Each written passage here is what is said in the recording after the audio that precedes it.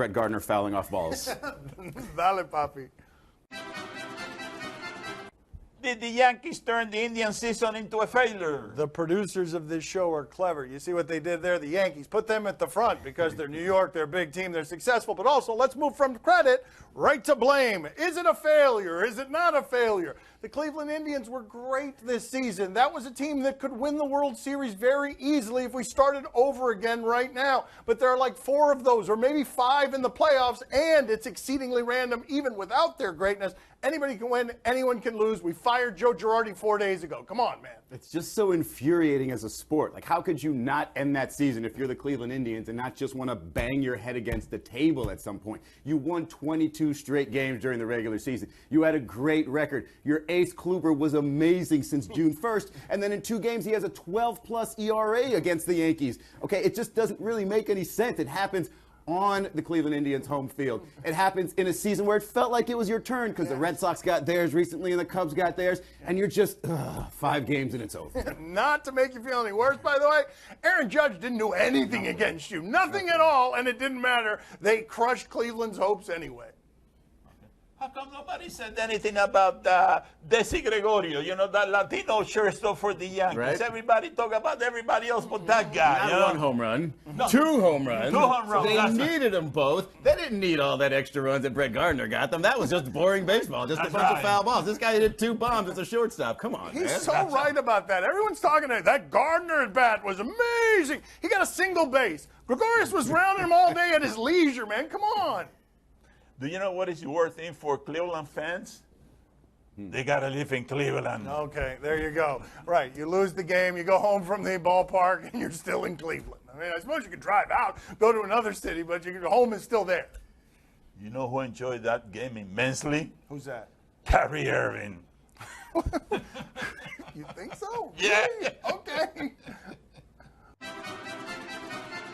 Well, you remember Steven Strasburg's performance if the Nationals don't win tonight. Well, I don't know if I'll remember it, but a lot of Steven Strasburg's critics and his fans should remember it. First of all, what he did that was right was take the baseball. Because Strasburg's biggest critics aren't saying, hey, this guy doesn't really perform when the lights shine on him. It's just he's not really there. His availability is not there. So taking that baseball was one thing. And then after already striking out double figures his first time in the series, striking out 12 in this game, you know he's going to perform as long as he's available and not injured. What you don't know is that Dusty Baker is going to win a closeout game. He hasn't done that since what? Before 2003? So if they lose game 5, nobody's going to remember Strasburg. They're going to remember Dusty Baker blowing it again. Yeah, you got to win. That solves everything. But really, if we're going to be totally unfair with Strasburg and just multiply it because some people do question how much he cares, what we need to do here is say, no, Strasburg, not merely do it again. Do it again now in this next game. Go back out there again tonight. With the IV in your go arm. back out there again and do it again. And then we'll question you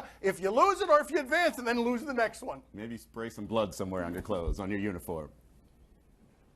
It's going to be a long night when the Cubs they lose for Will Bound. Yeah, it is going to be a long night. I can't wait.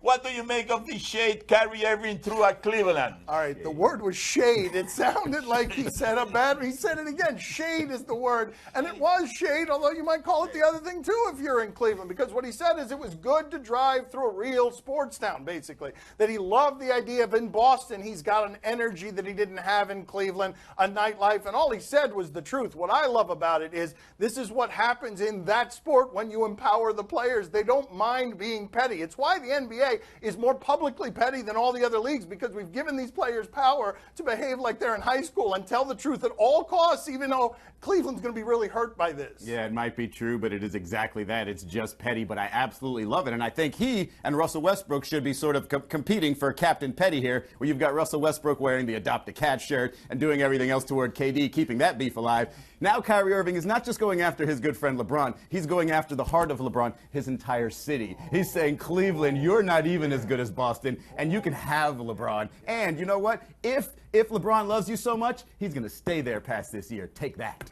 See if that happens. See, that's pretty good. I love the way the NBA just throws lighter fluid all over this stuff. Kyrie gives it to us, and then we go and turn it into that right there. Turn it up, Kyrie. Let's go. Turn it into LeBron. You shouldn't be there anymore because the city stinks. Well, at least they have the Browns.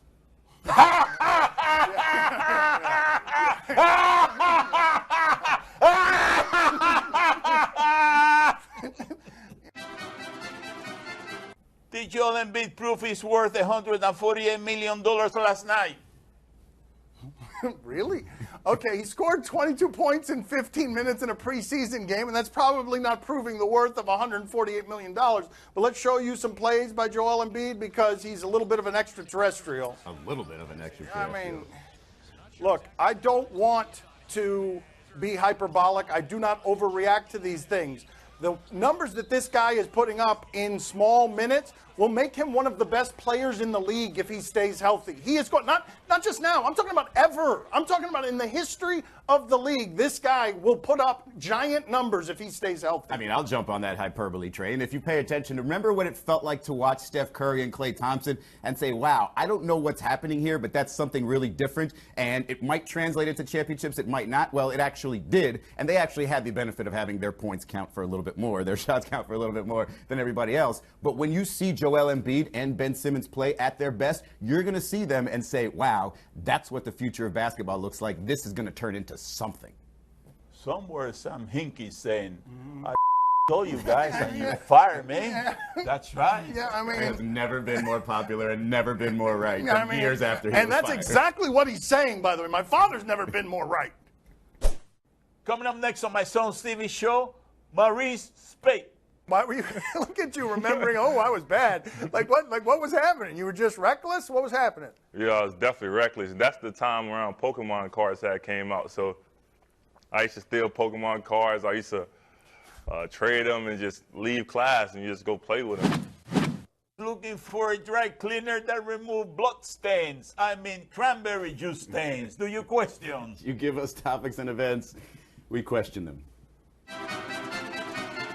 Do you question if we will ever see this again? All right, John Lester of the Cubs. Let's go through his history here. He has real trouble throwing to first base, and it's just the yips. Guys taunt him all the time. So what happened last night? Show us what it is that happened last night. Left-handed hitter Daniel Murphy up there.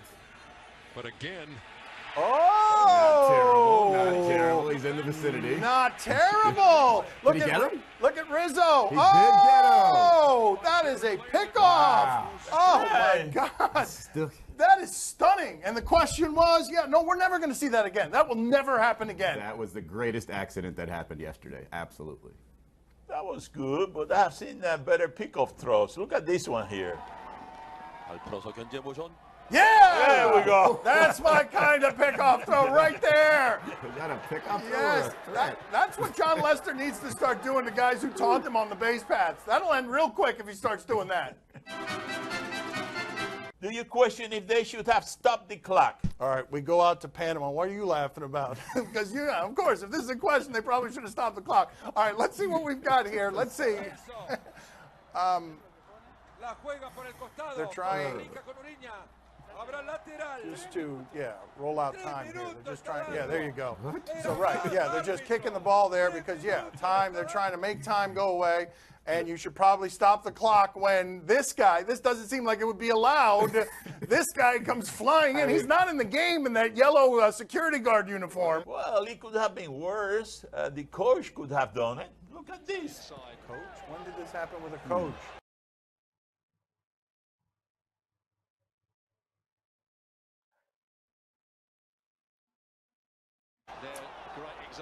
Oh, no, that's not worse. That's better. Coaches should be allowed to do that. You get one per game? No, not one per game. As part of the game, I want that to be part of the strategy that the coach can do that. Random guy in a suit can sit on the sideline and just come in and just kick the ball. Yeah, wouldn't you like that? I'd like that. I kind of do. I kind of like it. Was that Joe Namath? I mean, he did. Joe, he did look like Broadway Joe Namath. Joe, that's that would right. be even better. That's an even better. Look, That's if you right. told me Joe Namath was going to be at every soccer game and we could put him on the sidelines kicking a ball randomly, I'd sign up for that. Do you question if this was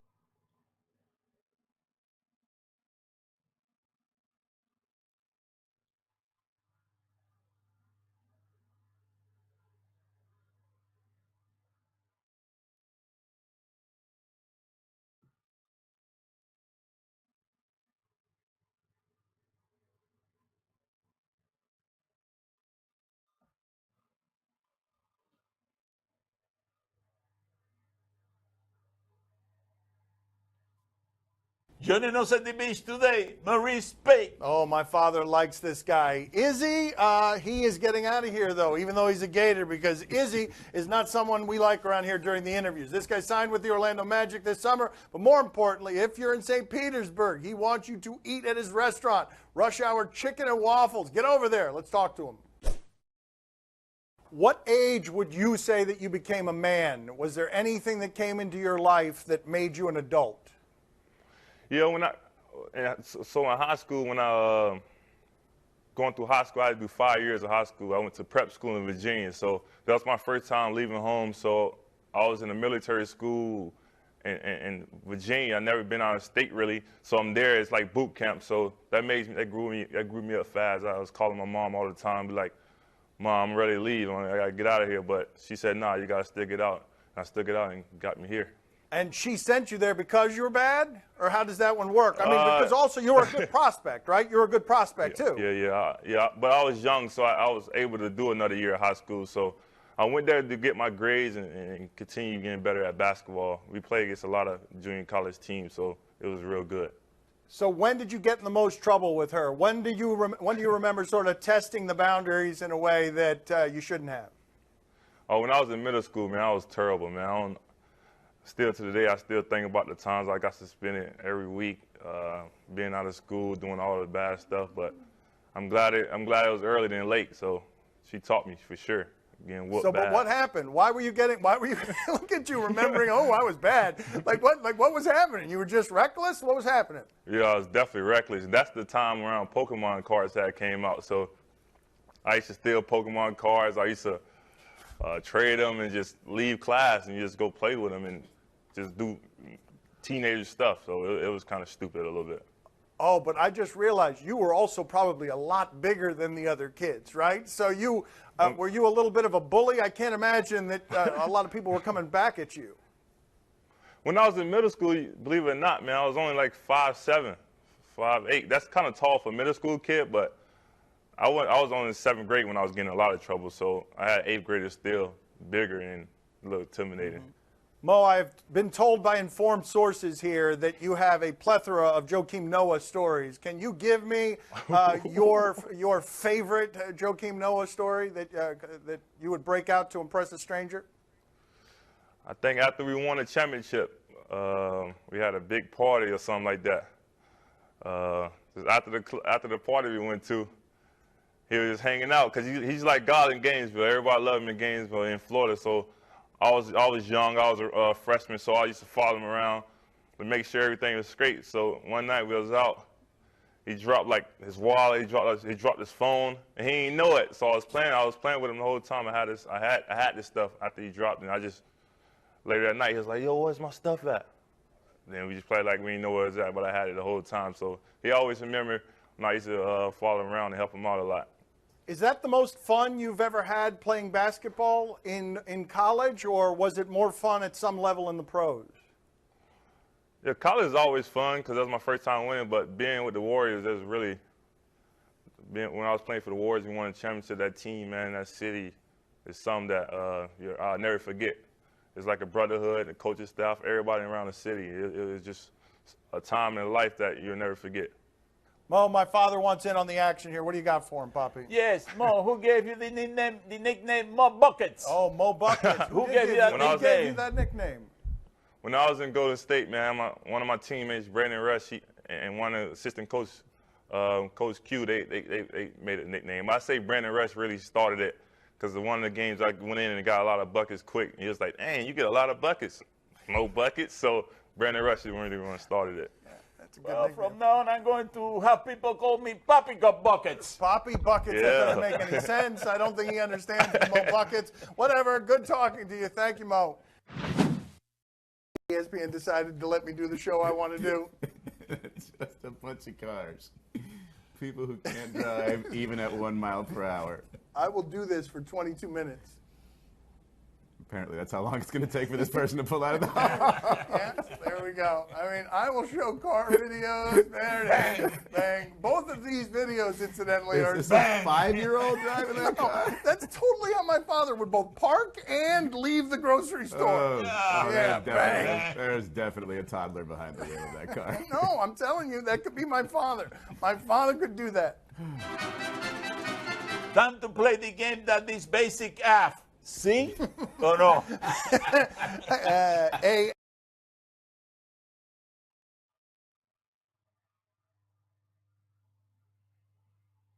F, not F. You tell us what's on television tonight. We'll tell you if we're intrigued or not. On CBS and the NFL Network, Eagles-Panthers. Yeah, both teams are really good. They're 4-1, but I don't know what 4-1 means because I don't know what 3-2 means because the Jets are 3-2 and they're real happy with their 3-2, but the Patriots and Steelers are their 3-2 and they're like, God, our 3-2 stinks. Let's check in with an Eagles touchdown. I think they're good. I think the quarterback.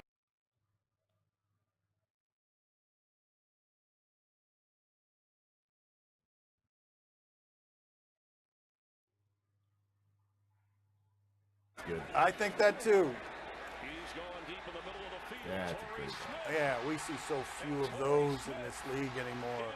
And then this is the fun part. This right out. It to me again. You gave me one good game, and now I'm hooked. So Yeah. yes, I'll be watching this one just in case it's good. Just in case. Bob, it probably won't be any good. It's going to be like 9-6. You know this, but it might be good.